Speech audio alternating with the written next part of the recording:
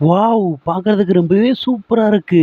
எனக்கு இது ரொம்பவே புடிச்சிருக்கு. ஹலோ பாபி, இது உனக்கு தக்கன டிசைன் பண்ணியிருக்கு. இத மட்டும் நீ போட்டேன்னா பாடி பில்டரான அர்னால்டு மாரியே இருப்ப நீ. அப்படின்னு அந்த செல்ல நான் கண்டிப்பா போட்டே ஆகணும். அப்படி மட்டும் நீ போட்டேன்னா ஃபென்டாஸ்டிக்கா இருக்க போகுது. அப்படியே சொல்ற போட்டுருவோம். ஆனா இது மட்டும் அர்னால்டுக்கு தெரியாம இருக்கணும். உங்க எல்லாரும் குட் நியூஸ் வச்சிருக்கேன். இது செல்லு மாத்துறதுக்கான டைம் ஓடி வாங்கோ.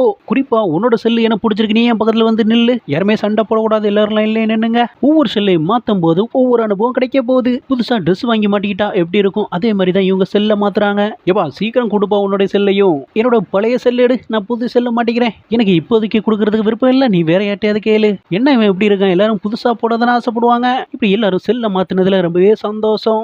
குட்டா, உனக்கு மட்டும் எப்படி இருக்கு? அது பரவாயில்ல, நான் தான் அட்ஜஸ்ட் பண்ணிக்கணும். என்ன அப்படி உனக்கு புது செல்லு? என்ன மட்டும் விட்டுருக்கேன். எனக்கு பழைய செல்லே போதும். நான் மட்டும் இந்த லைன்ல லாஸ்டா வந்துச்சுன்னா யாரும் என்ன கூப்பிட மாட்டாங்க. சொல்லி முடியல, அந்த அர்னால்டு பையன் செல்ல தூக்கி போட்டான். ப்ளீஸ்பா, என்ன மட்டும் விட்டுருங்கப்பா. என்னோட பேரண்ட்ஸ் கொடுத்தது இது எனக்கு. இந்த கதை பிடிச்சிருந்தா லைக் பண்ணுங்க.